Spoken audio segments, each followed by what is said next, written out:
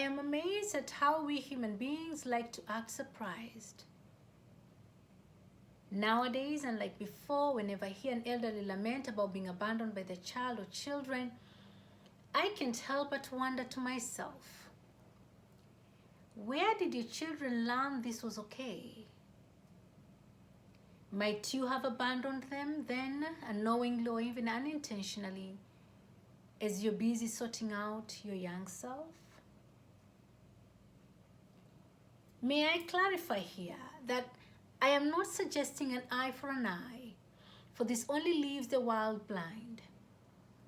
Rather, I'm inviting us to a honest conversation seldom had, a consideration that our children only have for us what we invested in them.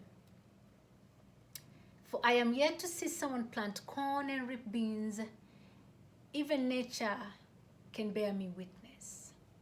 For we are all truly someone's child, and we all learn through emulation. Today's topic is on the importance of truth-telling in healing child-to-parent resentment. Let's get started. Welcome to Healing Conversation with Wairimo. I am Wairimo.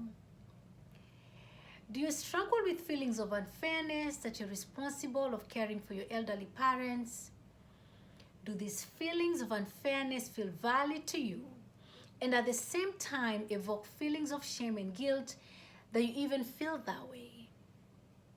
Has this elusive dance of negative yet healthy emotions left you feeling anxious and often depressed, especially when you get a call from your elderly parent to come and care for them?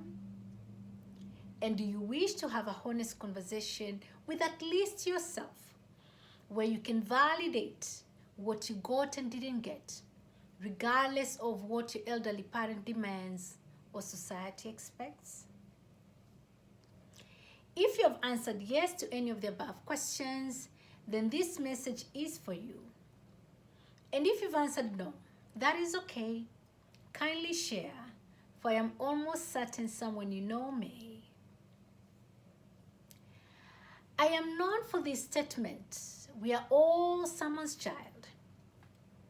What I really mean is that however old we get, we don't outgrow how we all came, which was through our elderly, now ideally beloved parents yesterday. And that is something sacred to acknowledge, whether your parents were great or else. So since we are all always someone's child, and since children learn through emulation, dearest child whose needs were seldom met, you have a right to be angry that you were not given what you needed and always deserve to date. Dearest child whose needs were seldom met, you have a duty to heal from what you needed and always deserve that you didn't get to date. Let me be clear here. I am not condoning or even encouraging children abandoning their elderly parents. For I am of the belief that coming into our parents is sacred business, whether it was planned or else, in love or in hate.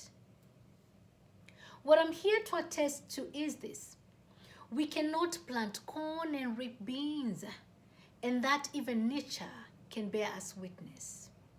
This means what we gave our children when they were our dependent is most probably what we will get from them when we are their dependent. And this is not necessarily a tit-for-tat game, rather a truth that we are all someone's child who learn through emulation. As such, what we gave them may in actuality be all they have for us as well. Now that we have validated a child's resentment towards their parent, what next? I am in the business of healing, and truth is one of the main ingredients. I therefore wish to remind the child who was seldom given to consider this as well. It is highly probable that you are paying the debt of your own parents not having been given themselves. And as truthful as this may be, whenever we're on earth, it often hurts like hell. In my practice, such children often ask, if my parents were never given, why wouldn't they want to give that to me as their child self? My response lately has been, well, this is where you now come in. What a great insight you have on how you can change the cause of this intergenerational mess, where each generation indebts the other, and without shame, dare ask the next generation what happened. I then often gently explain that experts claim what really happens is that each generation fails to make amends, inheriting the next what was violently given to them or left out all the same. Dearest child who was seldom given, or else, I hereby empathetically challenge you, you who is in deep pain, to consider that if you were not mothered or fathered, you may want to graciously tell the truth to at least yourself that you did not get what you still deeply crave to date. Then consider seeking help from a skilled and humane therapist so you can process that emotional turmoil that still lives within yourself. I tell you what, an indigenous spiritual guide, will do your spirit great.